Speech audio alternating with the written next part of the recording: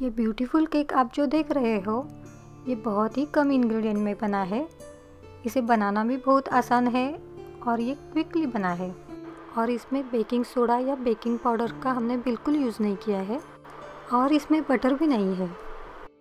आप देख सकते हैं ये केक कितना सॉफ्ट, फ्लफ़ी और स्पॉन्जी बना है। हेलो फ्रेंड्स, मैं गायत्री और गायत्रीज किचन में आज हम बनाने जा रहे हैं आलमंड फ्लावर स्पॉन्ज केक। शुरुआत में हम एग वाइट को अलग कर लेंगे। एग को 2 हिस्सों में ब्रेक करके येलो को गिरने नहीं देना है, ओनली वाइट को ही बोल में हम सेपरेट कर लेंगे। इस तरह से हम 4 एग वाइट को अलग कर लेंगे। एग वाइट को थोड़ी देर में हम यूज़ करेंगे। पहले एग योक में आधा कप चीनी और 1 टीस्पून वैनिला एसेंस मिलाएंगे। इन तीनों को इलेक्ट्रिक मिक्सर से विस्क कर लेंगे। शक्कर घुलने तक लगभग 2 से 3 मिनट तक हम इनको विस्क कर लेंगे।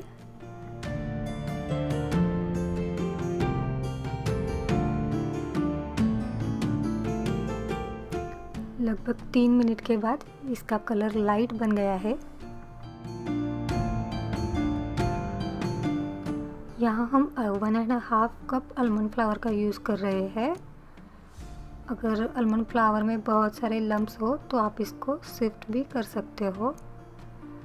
इसमें से हम हाफ आलमंड फ्लावर ऐड करेंगे और पिंच ऑफ सॉल्ट ऐड करके इसको मिक्सर से विस्क करेंगे।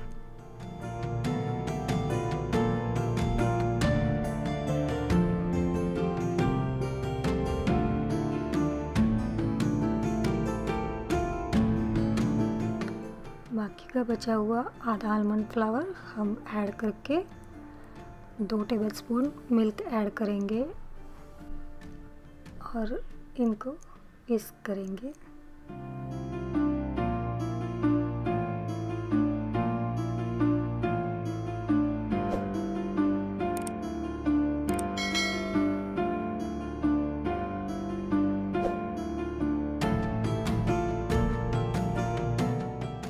देखिए ये बैटर अभी भी थोड़ा थिक लग रहा है, तो हम 2 टेबलस्पून मिल्क ऐड कर सकते हैं।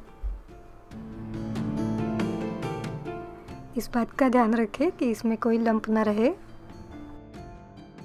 देखिए इस तरह की थिक कंसिस्टेंसी का बैटर हमें बनाना है। ये बैटर अभी हमारा बन के तैयार है। ये फ्लावर एग योक के बैटर को हम बाजू में रख के एग वाइट को विस्क कर लेंगे। एग वाइट को हमें सॉफ्ट पिक आने तक विस्क करना है।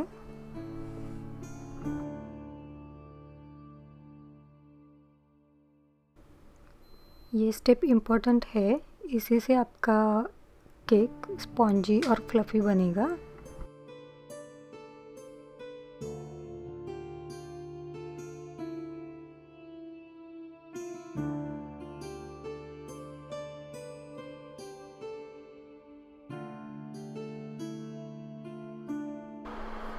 ये देखिए इस तरह से सॉफ्ट पिक आने तक एग वाइट को विस्क करना ज़रूरी है। चलिए अब हम पैन को बटर से ग्रीस कर लेते हैं। मैं यहाँ 7 इंच का पैन यूज़ कर रही हूँ।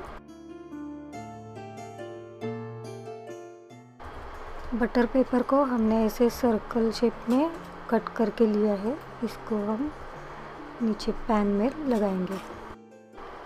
ये जो हमने सॉफ्ट पिक वाला एग वाइट बना कर रखा है, इसको हम फ्लावर मिक्सचर में मिला देंगे।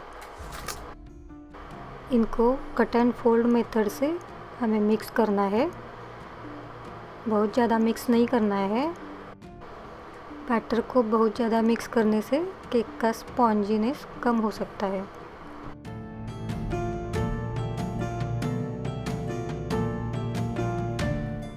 थोड़ा थोड़ा एग वाइट मिलाएंगे।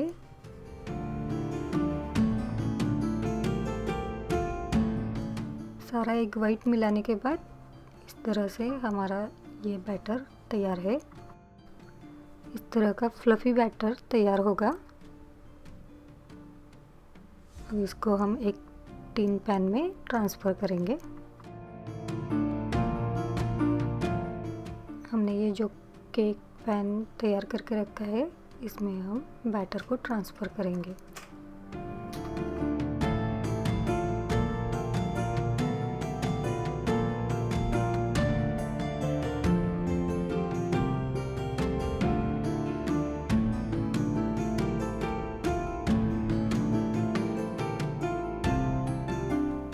केक पैन को थोड़ा सा शेक करना है और थोड़ा सा पटकना है। इससे बैटर में से जो एयर बबल्स है, एयर पॉकेट्स है, वो निकल जाएंगे। बैटर हमारा रेडी है। इसे बारीक कटे हुए पिस्ताचियो और बारीक कटे हुए आलमंड से गार्निश करेंगे। देखिए कितना सुंदर दिख रहा है। ओवन को हमने 350 डिग्री फ़ारेनहाइट यानी कि सेल्सियस में 180 डिग्री सेल्सियस तक प्री हीट किया है। अब इस पैन को हम बेक करने के लिए प्री हीटेड ओवन में रखेंगे। 35 मिनट के बाद टूथपिक से चेक करके देखिए कि टूथपिक टेस्ट क्लीन आती है कि नहीं। मैंने इस केक को लगभग 45 मिनट तक बेक किया है और टूथपिक टेस्ट भी क्लीन आई है। हर ओवन में बेकिंग के लिए अलग अलग टाइम लग सकता है, तो आप अपने ओवन के हिसाब से क्लीन टूथपिक टेस्ट आने तक केक को बेक कीजिए। मैंने इसका छोटा सा पीस कट कर लिया है, लेकिन पहले इसका बटर पेपर निकाल के देखते हैं। इसका कलर बहुत ही अच्छा आया है और ये इवनली बेक हुआ है हर तरफ से।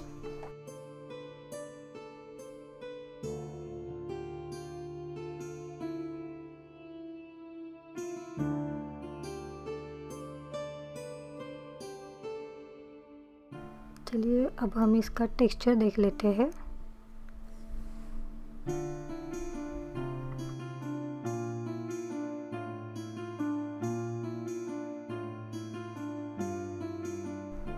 देखिए ये बहुत ही फ्लफ़ी और स्पॉन्जी बना है।